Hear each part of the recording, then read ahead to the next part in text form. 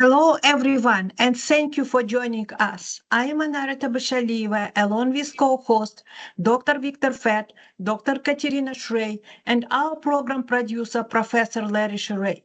We host a weekly discussion panel on Russia's war on Ukraine with guests from Ukraine, military experts, medical personnel, academics, artists, literary figures, and relief workers. Our panel is recorded and circulated nationally and internationally. We appreciate your comments and feedback. Special thanks to Marshall University Libraries and MUIT for making this weekly event possible. If you are joining us live on Teams, please feel free to use the chat to post any question for our guest. A quick greetings to our viewers in Ukraine from Dr. Katerina Shrey. Вітаємо наших слухачів в Україні з глибоким поклоном. Ми далі свідки вашого страшного терпіння і також вашої великої сили.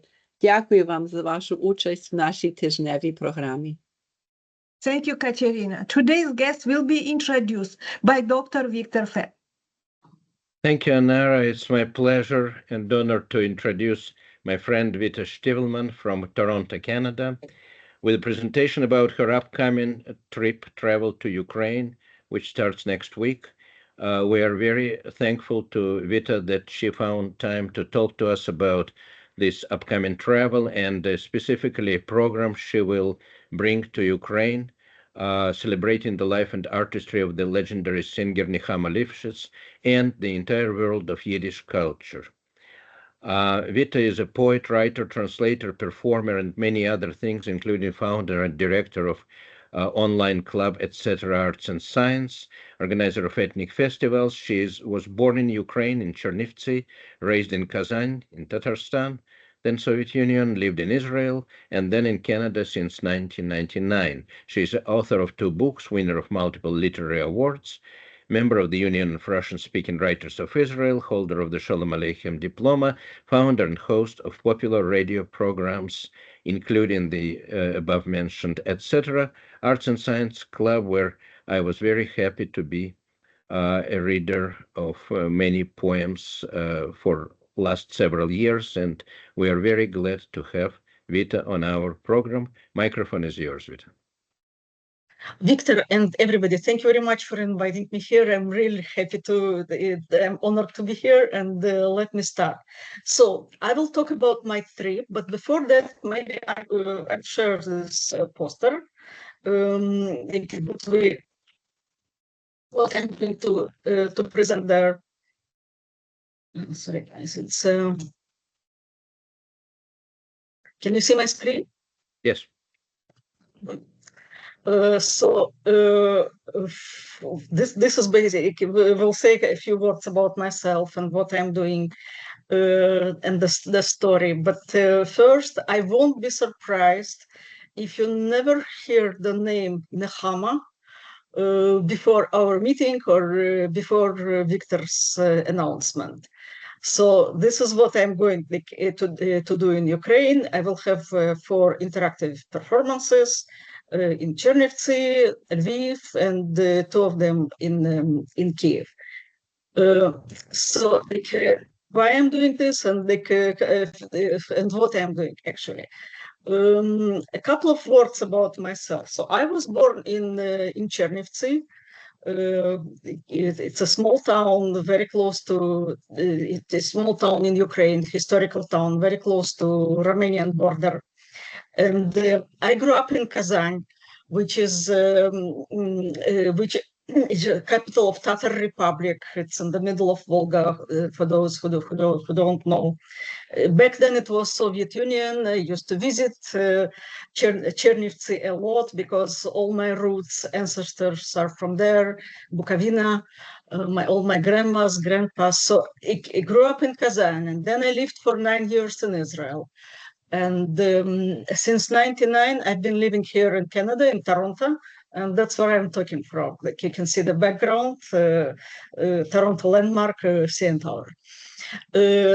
What I'm doing, poetry, of course, mostly in my native language in Russian, also poetry translations, Most of them are from English, from Hebrew. I also have a few from Ukrainian and from Yiddish too.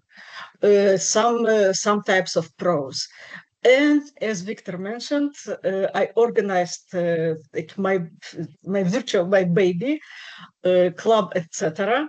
Even though, Victor, it's not only online, of course, you present it online, but it was started back in 2012. It's like all in person. I tried to add a virtual online component to it, even before pandemic started, and we called it EtCetera Bridge, but then it was not, people were scared to present online, they prefer in person. When pandemic started, we have like half of the things or something like that online, but many of them are in person, small meetups, big festivals, cultural mosaic things, and the multilingual things. Now I want to use this opportunity to thank Victor Fett again for his huge contribution into my most resonant project. It's a multilingual project. It's called In Flanders Fields. I won't talk too much about that. It's not directly about the topic of today's meeting, but I think whatever we are doing, everything is basically connected, different things connected to each other. I better show you what I'm talking about. Okay. Share screen.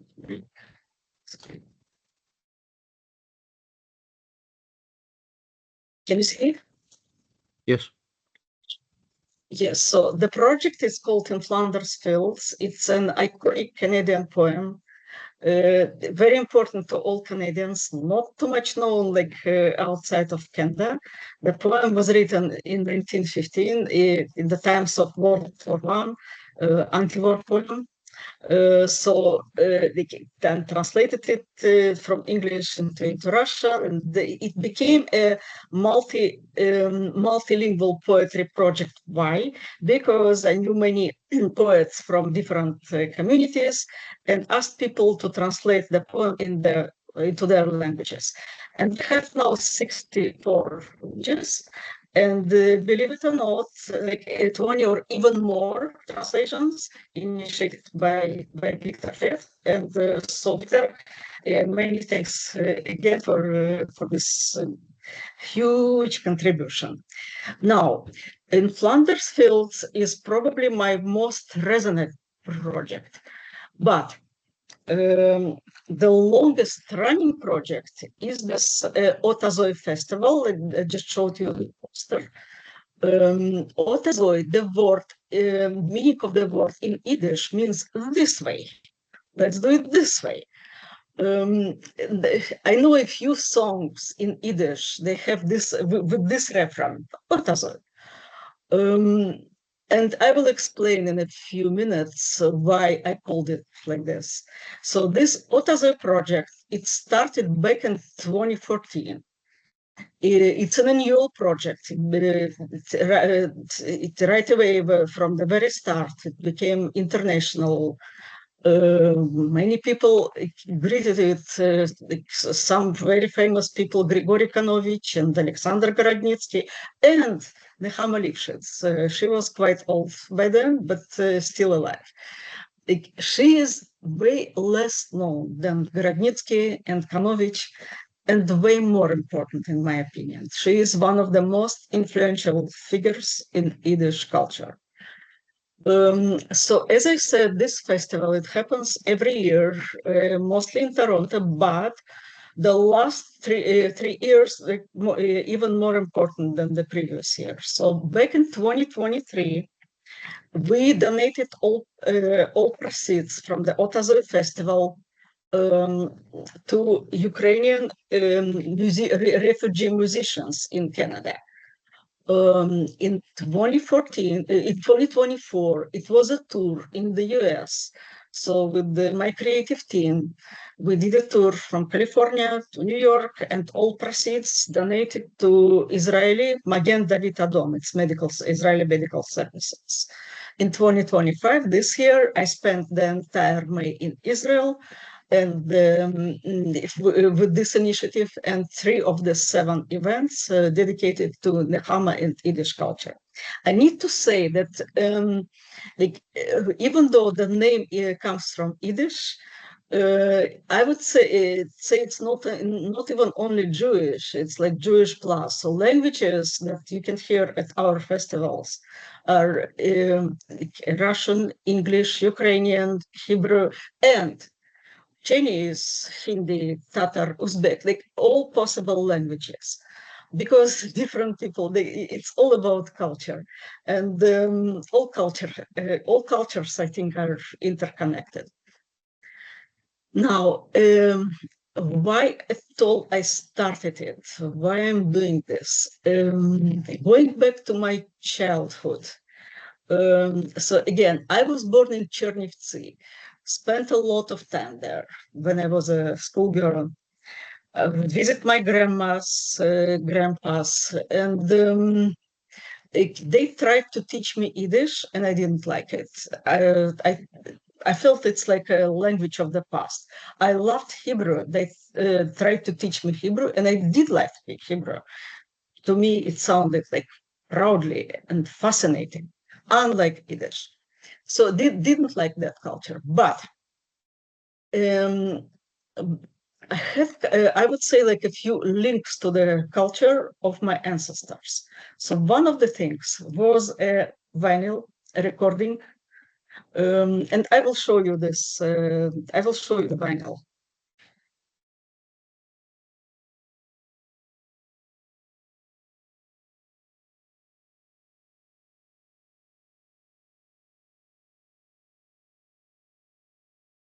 So this is how it looks. A very old vinyl, nothing more than that. But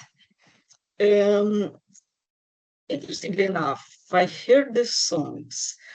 I didn't understand almost nothing. When the grandpas, grandmas, in many families happens such a thing. For them, Yiddish was a native language.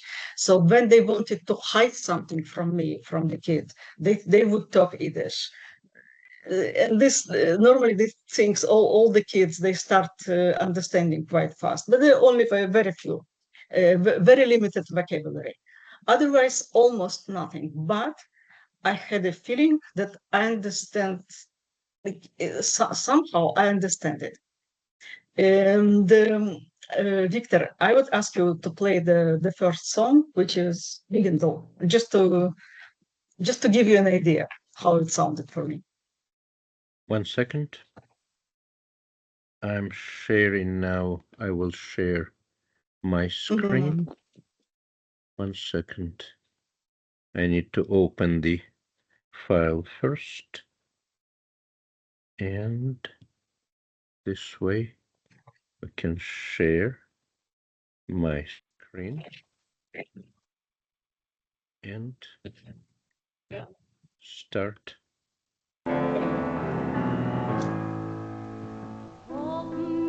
Singt man es zusammen, singen wir, es klingt es so schön.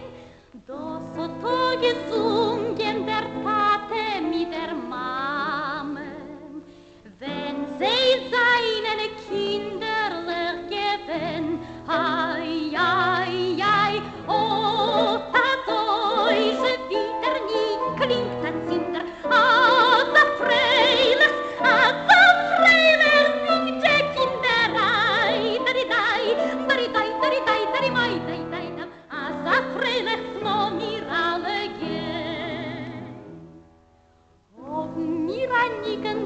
singt man es geseder, singen wir es in des Meeres, klingt es alles schön.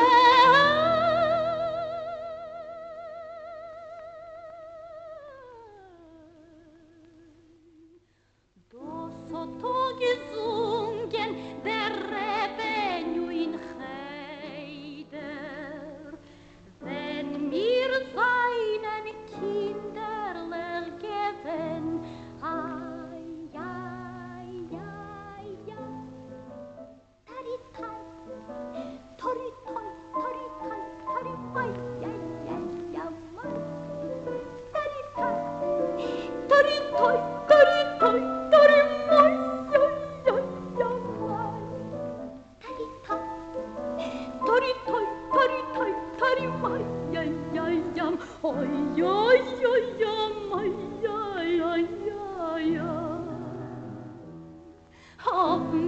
Heigensel mit Masel und mit Broche. Singen mir es, klingt es aber schön. Das hat gesungen die ganze Mischproche. Wenn mir seinen Kinderler geben, ai, ai, ai, oh, das euch wieder nie klingt das Zinder. Als a Freilich singt der Kinderei, dari-dai, dari-dai, dari-dai, dari-mai, dai-dai, dam. Als a Freilich so mir alle gehen, ai, ai, ai, ai.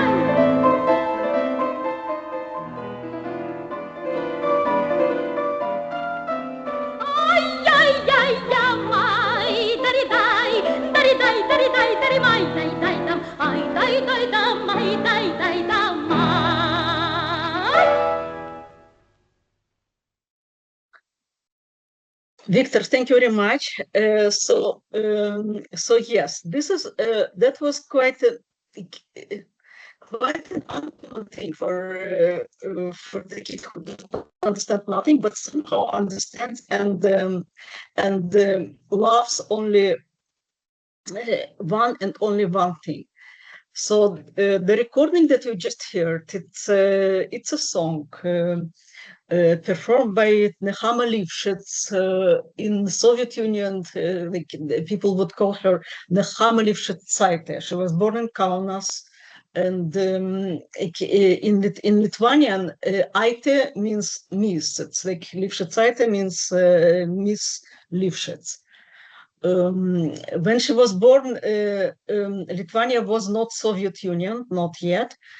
It became Soviet Union in 1940. In brief, her story was like she is from the family of musicians and teachers. When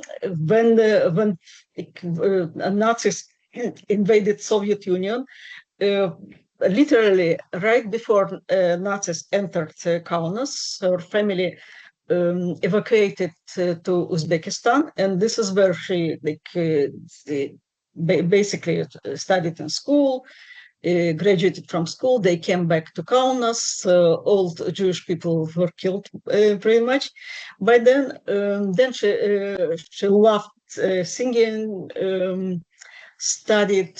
She would sing in all languages, but mostly in Yiddish. It was her creative. Yiddish culture was her creative impulse. And she was super popular back then. And the great, at some point, she was a laureate of a big contest of musicians. Who knows? Leonid Utesov was in the jury. Everybody, people appreciated her music and her songs, and everybody says it's something outstanding and nobody never heard before. It was in 1958, and she had a few years of being super popular. And the biggest Soviet musicians started working with her, Vladimir Shainsky and who knows. And then one episode happened that basically turned her life completely. Her life was started going different path. Nechama herself was talking about this episode. Started in a very weird way. She had a concert in Moscow, and after the concert, she would go to subway, just getting to her hotel, and she felt that somebody is following her. Some gentleman, like she goes to the car to subway, and he follows her. She goes, steps out, he follows her, and she didn't like it. Turned and said, "Sorry, sir, tavarish, what do you want from me? You're following me, right?" And he said, "Yes." I am following you. I've been at your concert. I'm an Yiddish poet, and I want to make a song for you. That was Afsei Dries. He really was a big Yiddish poet, and many people, many Russian speakers, people do know his poetry, even though they don't know the author. For example, those who speak Russian know a very famous song, "Зеленая карета," what is it, like green car. It's a translation from his poetry and so on. But what he wanted from Nechama, he had a poem about Babi Yar. The poem was written actually back in 1954, and when he talked to Nechama, it was like a few years later. So he had a poem about Babi. I hope this audience, everybody knows what it is. It's not just please don't get offended about this question, because I presented a few years ago at Toronto Holocaust Education Week, and people do not know what it is. Victor, I do not need to explain what Babi Yar is, right? I think our audience should know, but maybe a quick summary wouldn't hurt. On our program, just for the record, you might for to say. For the record, yes. So that was basically it's in Kiev area.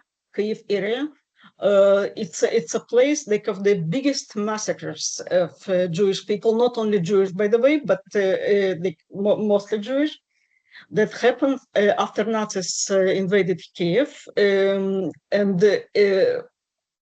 1991, enormous. It's unbelievable what happened back then. First date was September 29, 1941. About 34,000 Jews killed, and then. Okay, let me just. Okay, I hope. Oh, can you see? Can you still see the screen? Oh, yes. Okay. Yes. And later, more and more different sources have different numbers. Some sources they say 100,000, and some sources 150. Just something really unbelievable. So that was a huge massacre place. That, and of course, almost no survivals. The entire, from all these people who taken to Babi Yar, in Ukrainian it means like woman's ravine, or old woman ravine. So and it's really it's a ravine. The people, they would shoot people and people would fall down. From all this huge number of killed peoples, there are 29 survivors, and mostly people survived whoever was able to hide under dead bodies. And it was a huge thing. Again, surprisingly enough, not too many people know. Even Toronto, I was super surprised that people who work on history of the World War II, no? Everybody knows Auschwitz. Not too many people know Babi Yar, but whatever. So this is what happened, and whoever lived in Kiev back then, everybody lost their loved ones. For example, what you can see here, it's actually a photo of that place made by German photographer, it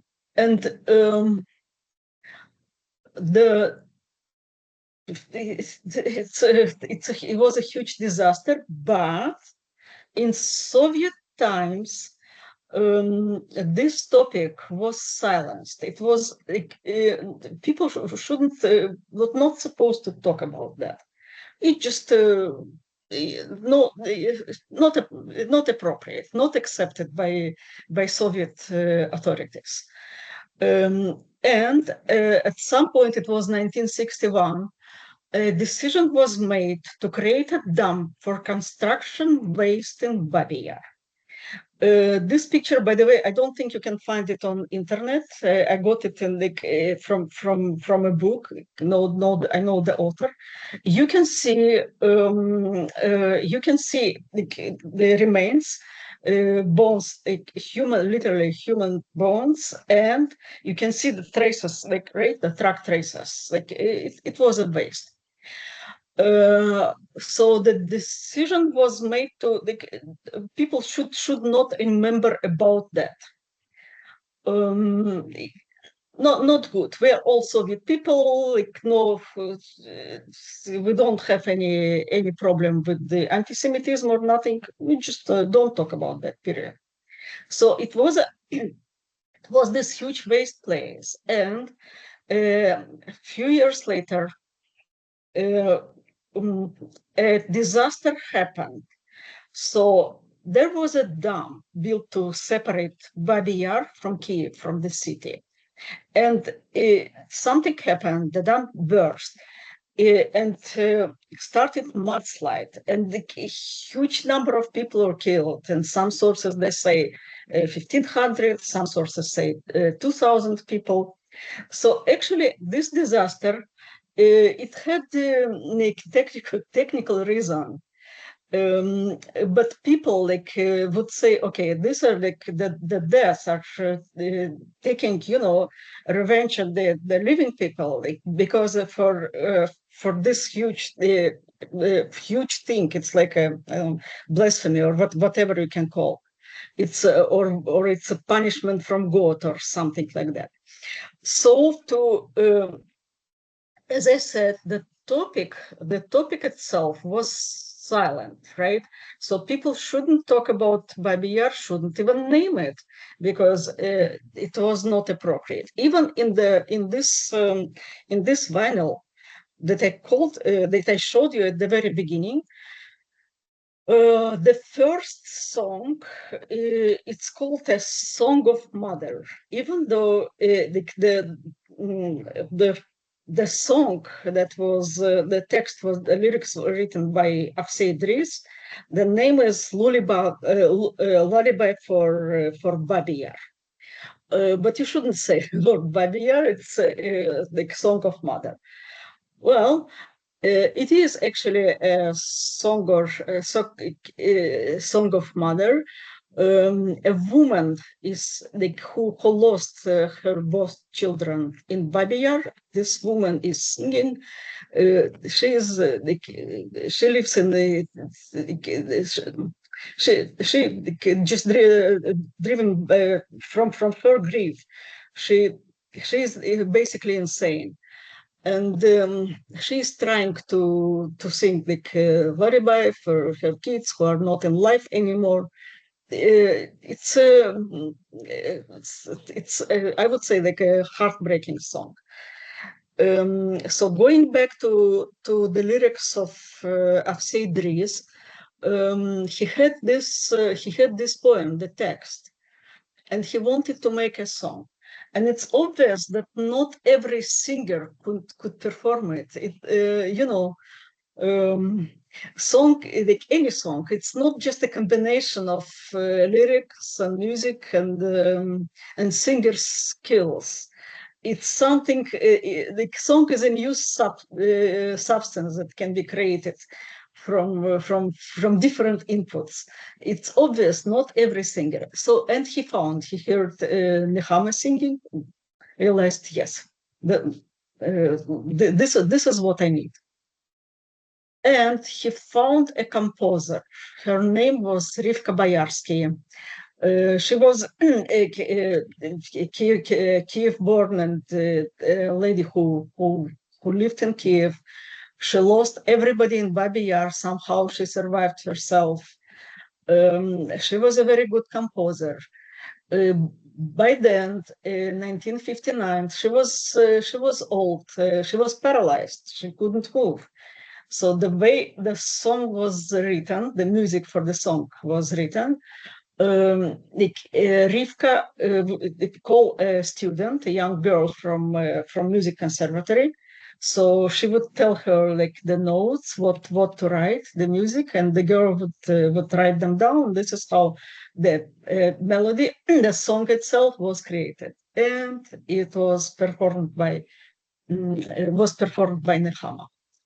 By the way, like my performance about Nechama is my main character.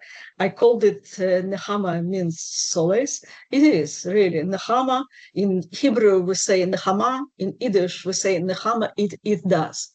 It means solace.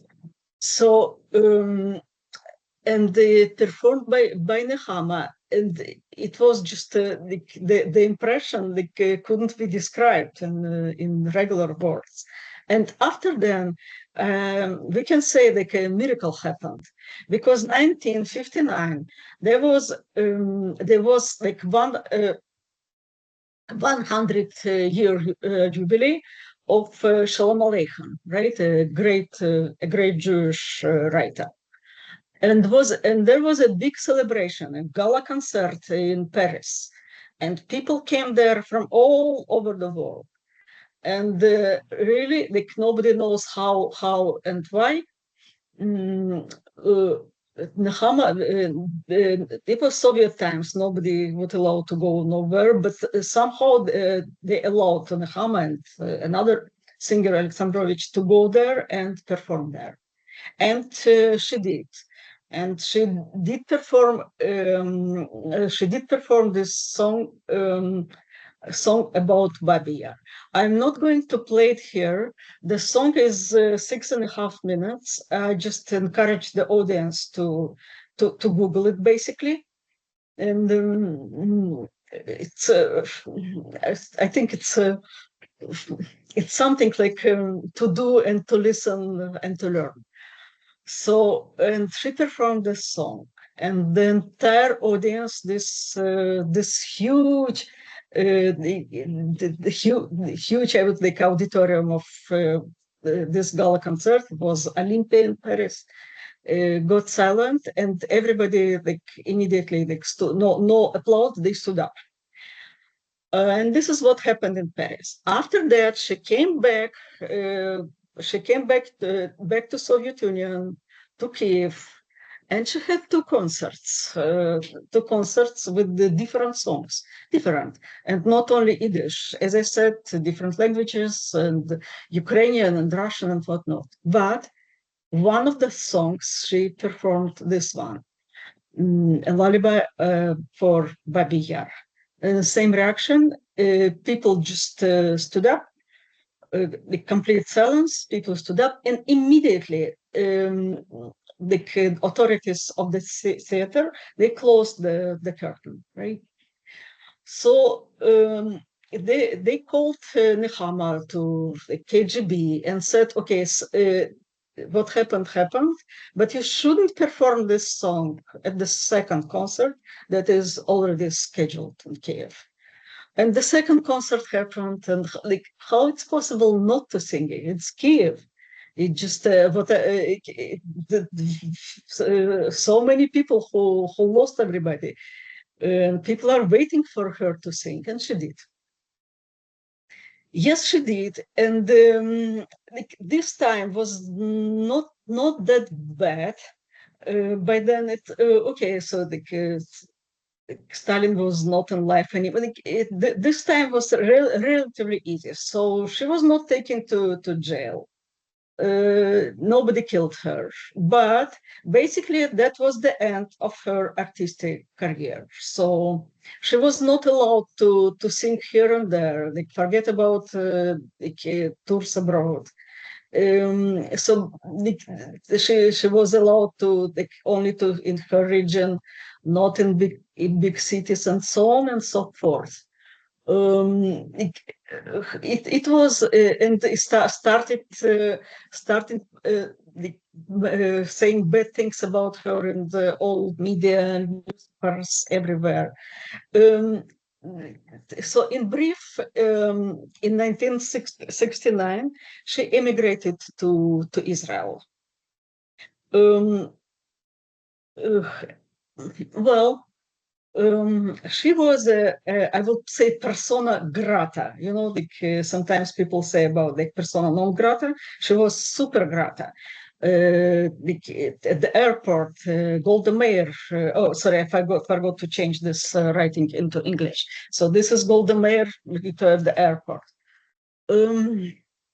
She was super grata. I need to say that she was not only a great singer. She was doing huge work, like digging folklorist. She would find old Yiddish songs, like folklore songs, who nobody knew about them. Actually, just she would give these songs a new life, performing them. In some cases, create new music for them. And she was very creative to deal with Soviet authorities who did not allow pretty much no national cultures. They tried to express different national cultures and Jewish culture too. For example, she performed one song, Eli Eli Lama Svatani, from the Bible in Hebrew. Oh Lord, why did you leave me? And when she was asked, okay, what song are you performing? In what language? She said Aramic language. So Aramic is fine. Hebrew or Yiddish is not fine. Every time she would create and invent something to keep the culture in spite of whatever obstacles the authorities put on this. But to survive, it was possible for her to physically survive there, but nothing for her creative work and for her music. So she immigrated to Israel, and she was very welcome. She was a very well known as a human being. Everybody knew that she is basically fighting for national culture, and she would accompany Israeli politicians abroad because people would know her. As a person, she was welcomed, but as a musician who work in Yiddish culture, no. I told you about my the experiences and feelings in my childhood when I loved Hebrew. I didn't love Yiddish. Interestingly, the same phenomenon you could see in Israel. By the way, when I came to Israel, I was an adult person. It was 1990. I realized the same way Israeli authorities treat these two languages. Like Hebrew is good, Yiddish is not good. It can be explained, the history of the country, when the country was growing, just being established. It should be one language, it should be one culture, and giving too much attention to Yiddish. First, it's not fair for other Jewish languages, like Ladino language of American Jews, or Ge'ez language of Ethiopian Jews. It's just a small country that was just developing. They couldn't give attention to everything. So when I remember when I came to Israel, 1990 and 1991, it was the same phenomenon. It didn't bother me too much back then. I was just, I felt sorry for my both grandmas were alive back then. So these old people, they come to Jewish country. They're trying to speak Jewish language. It's nobody can understand them, and also like, people like making laugh. Like don't take them seriously. I think all this changed now. So, like I personally, I started working in this culture because at some point I realized, oh, this thing I would like to know, that thing I would like to know. I want to ask old people, but no, there is nobody to ask, right? Not anymore. And I feel like very stupid. Yeah, I should have. I should be smarter when I was a kid. They tried to teach me, and they couldn't teach me basically because I didn't want to study.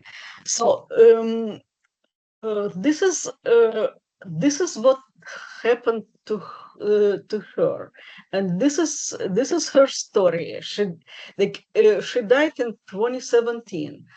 As I said, she was one of the first people who greeted my first festival, Otazoi, back in 2014. I know, like, I used to know her from the seminar of my father. Like, Victor knows this seminar very well. Still, my father is not in life anymore. Like, he passed away the same year that Nechama did. But the seminar is still working, and the seminar in name of Karl Shtivelman, and like many interesting people would present and perform there. So this is how I knew her, and recently I didn't even know that that Nechama would have any children. I didn't honestly didn't know much. I was digging in her biographies and whatnot, and it just people loved my performances. They started sending recordings one to another, and the recordings reached Nechama's daughter, who lives in Israel. Her name is Rosalie Tai, and she participated in one of our performances. And also, this thing, it's a huge inspiration for me. So this live performance is interactive, and every place I do it like an enterprise format. So it's I would say a skeleton, right? So what I told you is I would say like digest or briefly, very brief, like in brief her story. The story is of course has way more details and fascinating details. But in every performance, I involve creative forces, talented people, musicians, dancers, different artists, poets, different languages. Believe it or not, her story, it's related to all, like, to different cultures, not only to Jewish culture. And every show is different in every town. So, like in Ukraine, I will have 4 of them. The whole 4 will be different, and in format of interactive format, and audience will be like participating too. One of the things, if possible, if the host and the venue allows, I'm trying to end the show with the dance, and people are dancing with the audience. Sometimes we have musicians that are like really eager to perform their songs. Otherwise, we dance to this song that the second recording that I will ask Victor to play.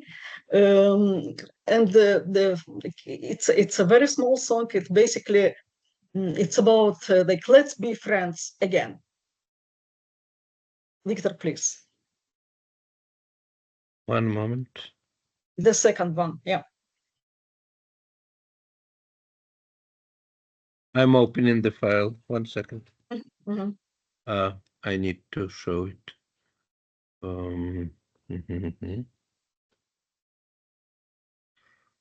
share. So.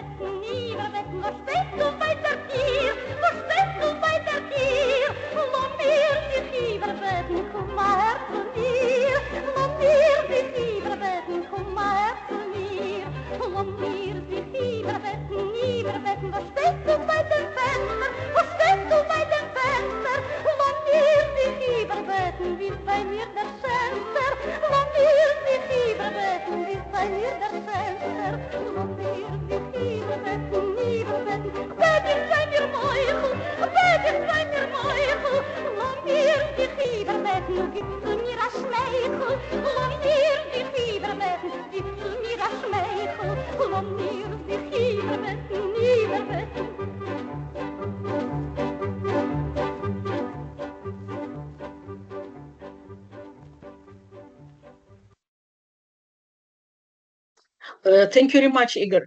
Another important thing, as I said, like involving great people, creative people from who are interested in this topic, want to participate.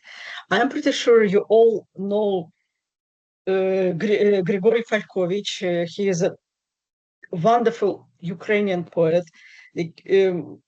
Zoya Poleva introduced me to him. Actually, I know from a little bit know about him from Victor's distribution list and Victor's activities. So he loves the initiative. You know, he even wrote a sonnet in Ukrainian, a poem sonnet about Nechama. And I was inspired by his poem.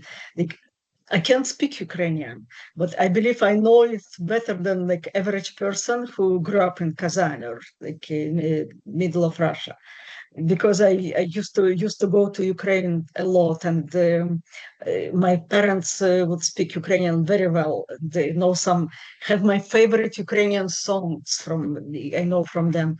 So I did like a free translation into Russian of Grigory's poem.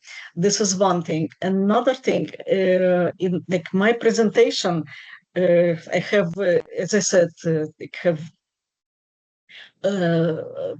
lullaby for Babi Yar, and one more poem that I present, and one excellent Ukrainian poet, Igor Shub.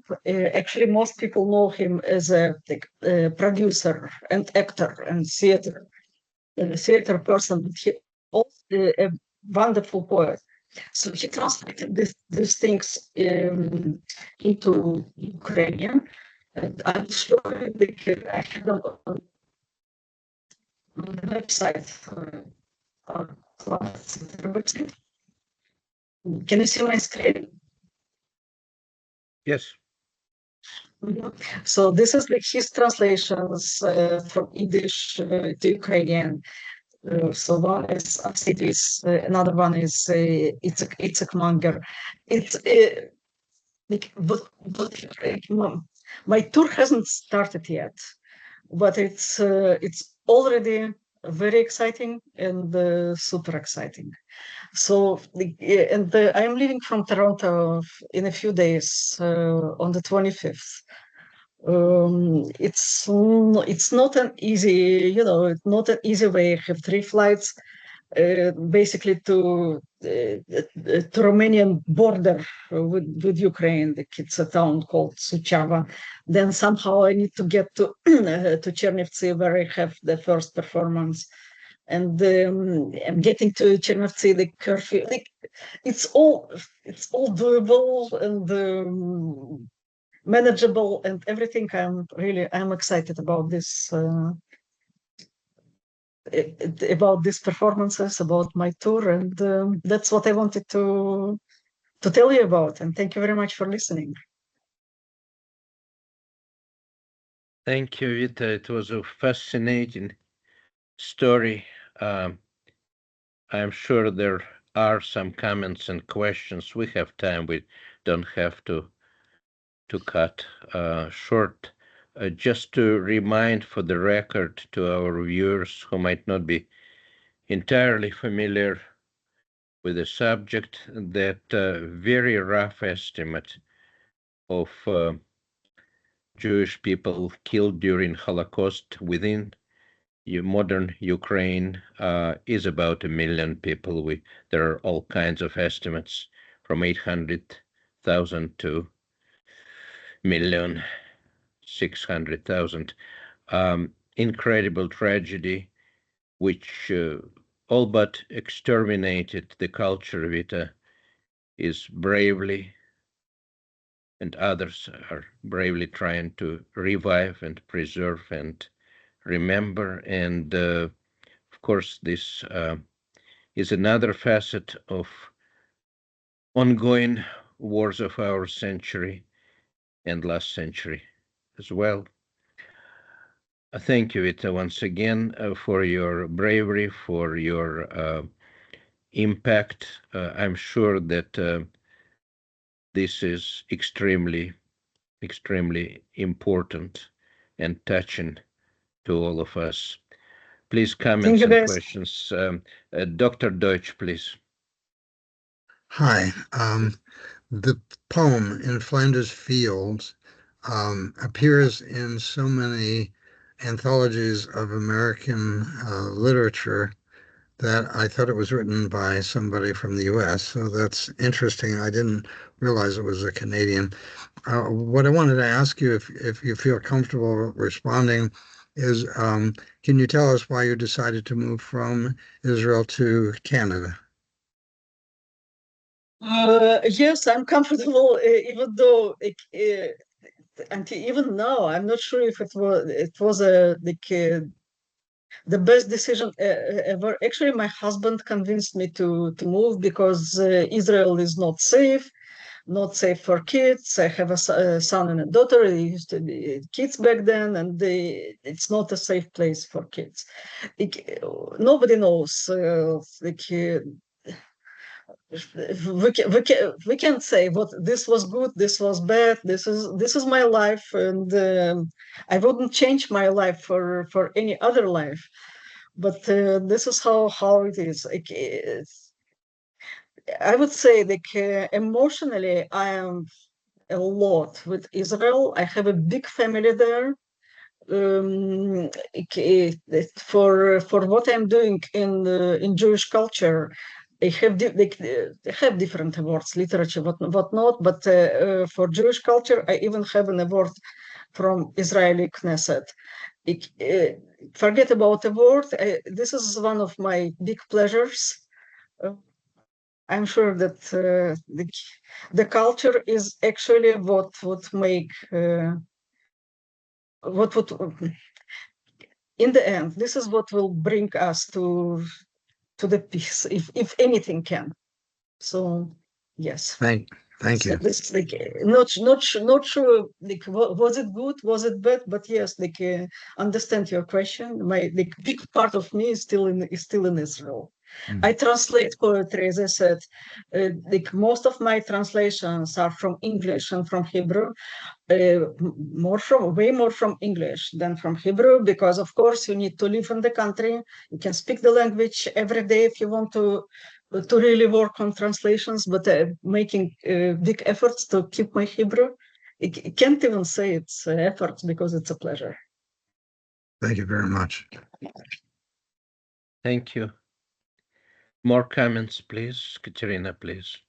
So I'm so glad that Dean Deutsch asked about In Flanders Fields. I had this vague memory that I knew this poem, and I'm not sure. Dean Deutsch, this is more to you than to our guests, but I think it's written Wow. about in the Great War in Modern Memory. I think it's cited and analyzed in here. And Dean Deutsch is actually a literature professor.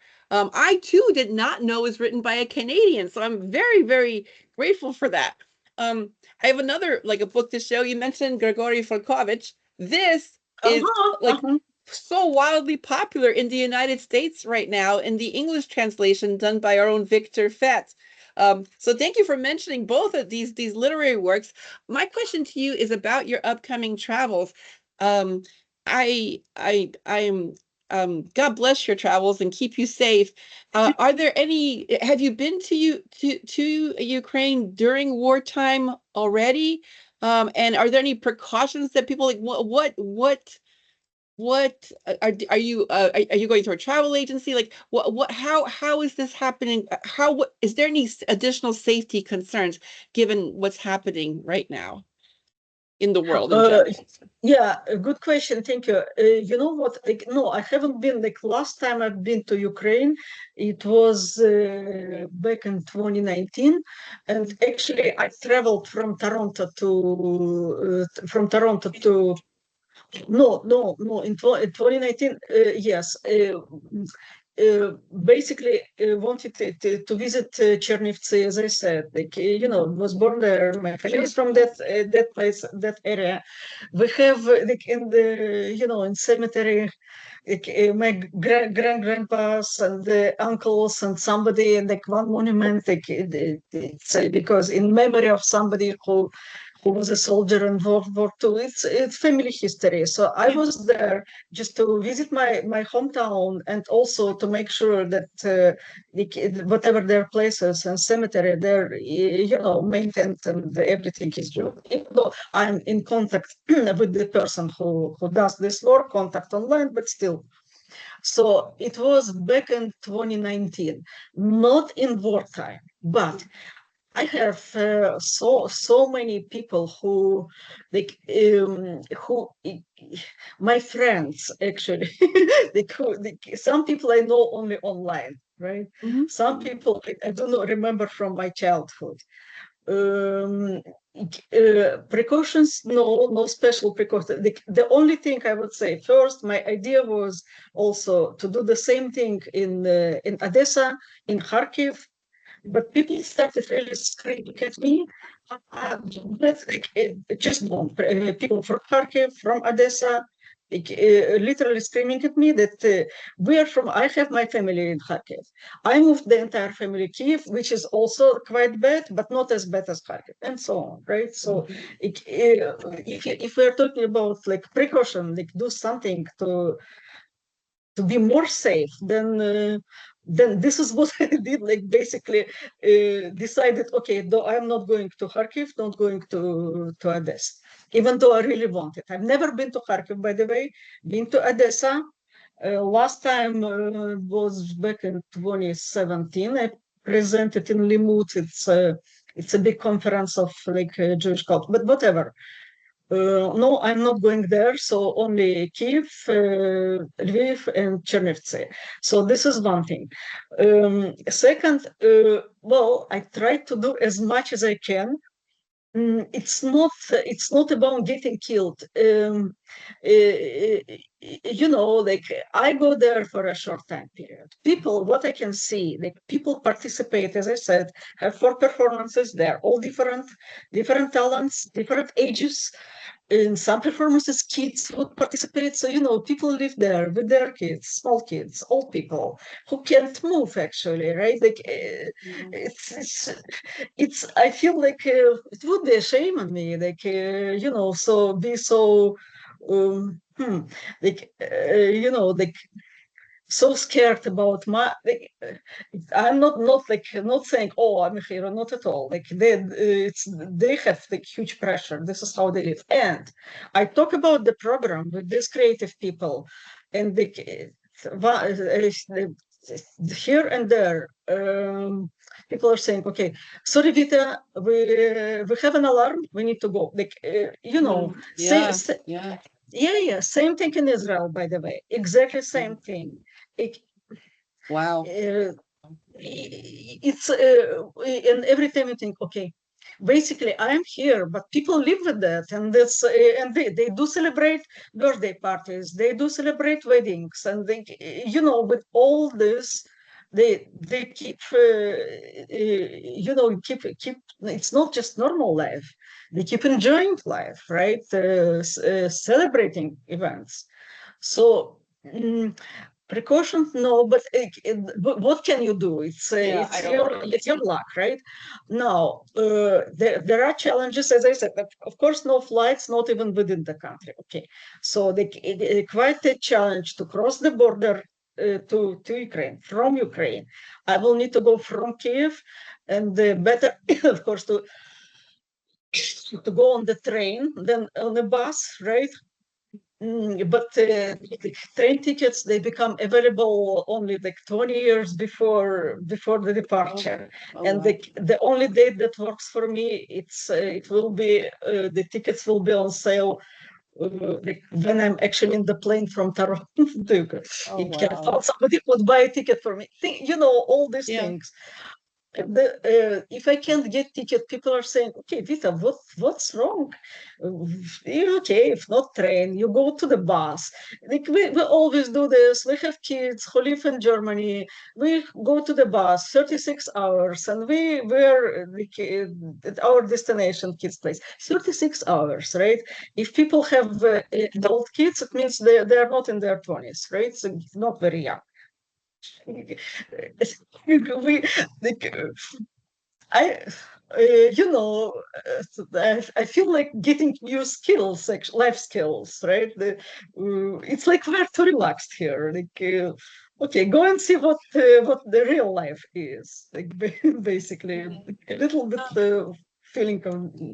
But it is amazing. Like, it's amazing, like how our war, the war touches everything, literally every aspect of life, directly, indirectly. That's right. We've had guests from Ukraine who often talked about the absurdity of life. You go from the bomb shelter to, like you said, celebrating your daughter's birthday party. It just like the absurdity of that, the insanity of that. I see there's activity going on in the chat. I'm going to yield the microphone to Victor. Chat, yes, I have message from Zoya, I believe. That's really sweet. That's really sweet. When Vita is back, I want to see her at MUkraine again. So do we. I wish her a safe and meaningful trip. She is going to meet a lot of my friends in Kiev. Regards to all of them. Vita is a brave person. My best wishes to her. Yeah, we all echo that. Yeah, please come back on our program. Yeah. We join with this wishes. Vita, thank you so much for being with us today. And Vita is more than willing always to help and consult anyone. And please, everyone is welcome to her website, EtCetera, which I have in my announcement, and we'll put it on our video recording. And above all, just like Zoya said, you're absolutely welcome to come back to the program whenever you feel after you safely return from and please, while you're there, please, as often as possible, remind people that we've not forgotten them, that they are in our thoughts and prayers and our daily actions. We do everything. Please remind the people that you meet that it just sounds so trite to say this, that they are not alone. Please just remind them that we are constantly thinking of them and their situation. I know. Thank you so much. And Katerina, and you know, actually, when the war just started, actually it was Victor who suggested that we did a few gathering with the, you know, donations to Ukraine, things like that. Even started online. So the first thing, by the way, what we did online, the idea, Victor suggested it, his idea. It was, I remember it very well, March 6, 2022. It was Purim Spiel, you know, Purim, Jewish day. Actually, it's a celebration of freedom. Okay. So I love the idea. It's not only like, not necessarily like ancient concept of freedom, and not only for Jewish people. And that was the first thing we did. And after that, we know, and we had people from Ukraine and joining. Yes, I'm super happy. Thank you so much, and thank you for inviting me. Thank you, everyone, for being with us today. It was our 186th weekly meeting of MUkraine podcast from Marshall University, West Virginia. I will ask Dr. Shrey to give our Ukrainian viewers the final greeting. Дорогі браття і сестри в Україні, ми зберігаємо вас у наших щоденних думках і молитвах. Нехай милосердний Бог тримає вас у своїй опіці. До наступного тижня. Прощаємося.